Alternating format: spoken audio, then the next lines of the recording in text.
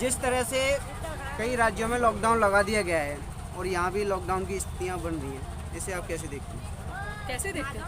Political वो है, move है, ये बहुत स्मार्ट पॉलिटिकल मूव है कि आप थोड़े से शुरुआत करो, इसको किसान आंदोलन तक ले आओ और बताओ इतना आंकड़ा है। लेकिन कोरोना को अंतर्राष्ट्रीय स्तर पर माना जा रहा है, क्या अंतर्राष्ट्रीय स्तर पर राजनीति हो रही है क्या? देखिए, राष्ट्रीय स्तर पर मान सकते हैं आप Bharat get your point, problem है, सोल्यूशन भी आ रहा है, वैक्सीनेशन भी आ रही है, दवाई बनी, बट आप कोरोना से आप कैसे कह सकते हो कि अंतर्राष्ट्रीय स्तर है, चाहे कॉमन है, चाहे हमारे देश की बात है, आप कैसे कह सकते हो कि वो जो इलेक्शंस होते हैं जहां भाजपा में अमित शाह खुली गाड़ी पर चढ़ के अपने चुनाव का प्रचार करता है और मोदी जी प्रचार कर रहे होते हैं, आप वहां पे कोरोना नहीं है, वहां पे कोरोना। जनता किस चीज की, आप इस जनता से एक्सपेक्ट करते हो कि वो अंतर्राष्ट्रीय सच वाली बातों को माने, अपने आंखा देखा उस प्रधानमंत्री, उस गृह मंत्री को देखे जो खुलेआम हजारों की लाखों की संख्या को ले उनके बीच में चुनाव का प्रचार करता है, उसको देखे। ये तो अपने आंखों से देखा सच मानेंगे ना? Do can they understand?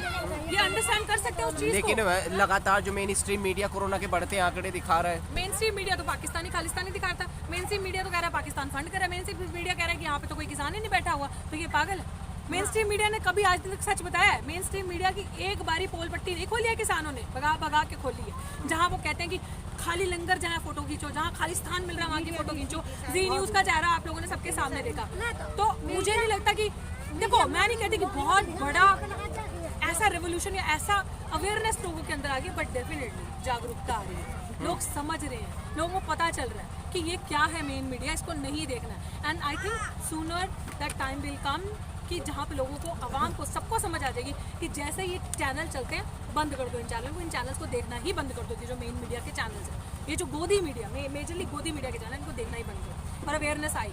लेकिन जिस तरीके से बार बार आप कह रहे हैं कि संसद में जाने के लिए तैयार हैं, लड़ाई लड़ने के लिए तैयार हैं, ये आंदोलन जो है हिंसावादी नहीं होगा, हिंसावादी से सरकार पर दबाव नहीं बना रहे हैं आप लगातार? कितनी हिंसा करी आज तक जरा बताना मुझे। 3 महीने आरोप तो सरकार की ओर से लगातार लगे 26 जनवरी से ना। प्रधानमंत्री इतना झूठ बोलते हैं, प्रधानमंत्री बच्चों को, जैसे मैंने अभी बताया कि कहते हैं कि सबसे मुश्किल वाला जो पार्ट है वो पहले पढ़े, सब्जेक्ट है ना, और आसान वाला क्वेश्चन बाद में करे। तो प्रधानमंत्री जी से बोलो ना, प्रेस कॉन्फ्रेंस क्यों नहीं करते 7 सालों में, क्यों नहीं की? क्या मुश्किल है उसमें जनता के सवालों का जवाब देना? पता है झूठ पकड़ा जाएगा, तो हाँ, मन की बात नहीं, मन की बकवास करते। तो आप कह रहे हैं कि सवालों के जवाब किसानों के लिए भी उन्होंने कहा है, किसान मेरे दिल में बसते हैं, अब वो बैठे हैं तो मैं दुखी हूँ इस बात से, उन्होंने ये चीज बोला है।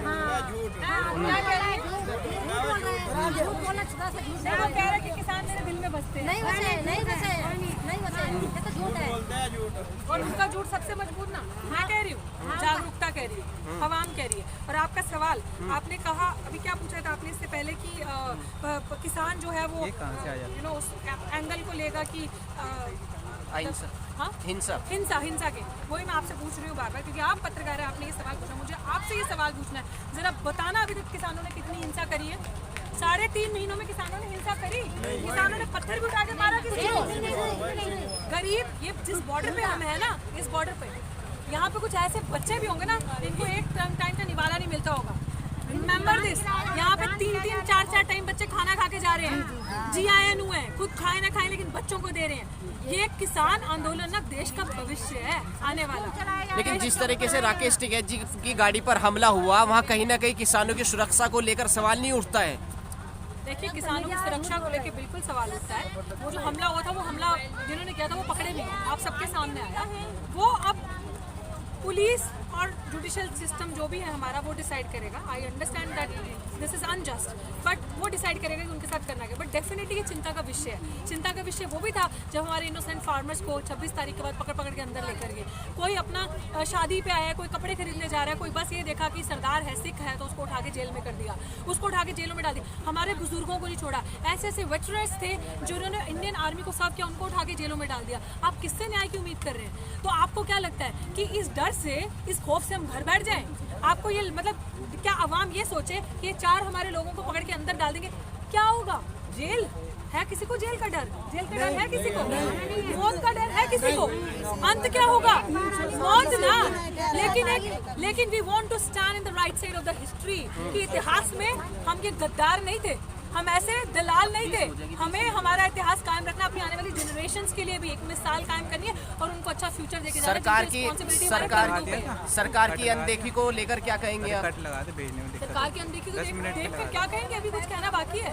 इतना कुछ तो कह दिया मैंने कि सरकार अनदेखी नहीं, डेलिब्रेट इंटेंट है, अंधी है, क्योंकि उसको पता है मोदी जी बहुत शातिर है, भाजपा सरकार, क्योंकि उन्होंने पंजाब को और कभी भी और हरियाणा की राजनीति की तरफ इतना फोकस नहीं दिया, क्योंकि आवाम जागरूक है। उनको पता है कि फोकस मुझे कहाँ रखना है। बंगाल, बिहार, यूपी, ये 3 राज्य उनके फोकस में है। यूपी जो सबसे बड़ी राज्य है, सबसे बड़ा स्टेट है, इन 3 पे वो अपना जोर लगा रहे हैं। उनको मर के भी इस 3 राज्यों में चुनाव जीतना है। तो आप समझ सकते हैं ना, वो उनकी प्रायोरिटी नहीं है, क्योंकि उनको पता है कि वहाँ पे जो उनका हाल अभी भाजपा का छोटे लेवल के उस पे इलेक्शन पे हुआ था, आगे क्या होगा। आपने अभी लगातार कहा कि ममता बनर्जी ठीक कह रही हैं, लेकिन अगर पहले दिन ईवीएम बीजेपी की गाड़ी में पकड़ी जाती है तो दूसरे दिन टीएमसी के मकान में, घर में पकड़ी जाती है, टीएमसी विधायक के।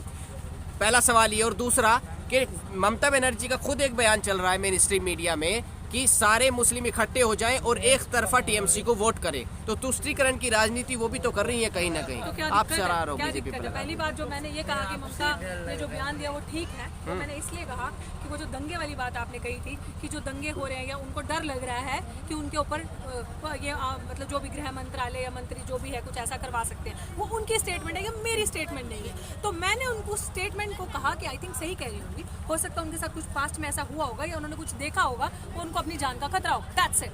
एंड रही दूसरी बात की सवाल कि अगर वो ईवीएम उनके घर पकड़ी जाती है, भाई हम तो वहाँ थे नहीं, और अगर ईवीएम किसी के भी यहाँ पकड़ी जाए, सबसे पहली बात तो है जागरूकता रखो, ईवीएम को बैन करो। ईवीएम से चुनाव नहीं होना चाहिए। जाकर YouTube पे वीडियो खोज लो, 1 सेकंड। ईवीएम पे 2019 में हम लोगों ने ईवीएम पे एक पूरा वो दिखाया था कि ईवीएम कितना बड़ा फ्रॉड है इस देश के लिए।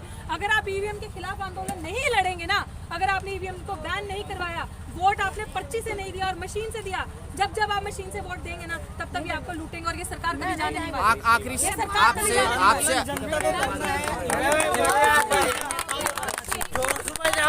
ईवीएम के खिलाफ आवाज जनता को उठानी चाहिए या फिर नेताओं को? जनता नहीं उठाएगी, नेता नहीं उठाएंगे तो जनता उठाएगी। नेताज are all same, they have their mere benefits. नेता कभी भी मारा नहीं, नेता को वोट दे दिया, अच्छे सपने दिखाएगा, लेकिन हर नेता गरीबों को लूटेगा या अपनी सीटों के लिए हर नेता गरीबों को लूटेगा। अगर नेता इतने ईमानदार होते ना इस देश में, थैंक यू। आप भी आ जाए, आप भी आ जाए। बात ये है कि अगर नेता इतने ईमानदार होते इस देश में, तो आप इनकी भी सुनेंगे बात क्या कह रही है। अगर नेता इतने ईमानदार होते तो आज देश का जनता के आप लगातार किसान कहते हैं कि अगर बीजेपी जीत जाती है तो ईवीएम से जीतेगी, लेकिन अब टीएमसी विधायक के घर में ईवीएम मिलने के बाद अगर ममता बनर्जी जीत जाती हैं तो उन पर भी क्या यही आरोप लगेगा कि वो ईवीएम से जीती हैं? बिल्कुल लग सकता है, लेकिन हो सकता है भाजपा ने भिजवाई हो, भाजपा ने भिजवाई होगी, क्योंकि रिकॉर्ड जो है वो भाजपा का ईवीएम का। हाँ, क्योंकि भाजपा ने ये सोचा है कि किसी भी तरीके से आओ ताओ वो क्या है, सामदान दंड भेद करके कैसे भी करके जीतनी है इलेक्शन, मूर्ख बना के। तो आप सबसे मेरा एक इनकी भी सुन लीजिए, आप सबसे मेरा एक हाथ जोड़कर विनती है, ईवीएम के खिलाफ खड़े होइए। चुनाव बैलेट पेपर से होगा, ईवीएम से नहीं होगा, समझे आप? जी ma'am, I just want to say ma'am, actually मैंने मैम का फेसबुक पे पोस्ट देखा था, माइक नीचे। इतना अच्छा लगा। Ma'am is alerting to the normal people, like ma'am मतलब जिसको नहीं भी पता, मैम उन्हें अलर्ट कर रही है। जैसा कि मैं देख रही हूँ, मैं यहाँ से पास ऑन होती हूँ, लाइक किसान यहाँ बैठे हैं, mostly Sikh community, as I can see, I am not just highlighting the community, but I can say like many more people are sitting here, like there will be a proper justice, लाइक एक proper justice होगा। लेकिन government क्या कर रही है, हम government को वोट कर देते हैं। मेरे को लगता है गवर्नमेंट को सुनना चाहिए और समस्या का समाधान करना चाहिए। हम कुछ एक्स्ट्रा नहीं मांग रहे, बस हम हक के लिए लड़ रहे हैं, ओके? क्योंकि गवर्नमेंट जैसे कि हम बोलते हैं for the people, to the people and by the people, तो फॉर द पीपल तो हो गया, टू द पीपल कहाँ गया, बाय द पीपल भी हो गया, जो कि हमने वोट दे दिया है। फॉर द पीपल कहाँ है, हमारा राइट कहाँ है?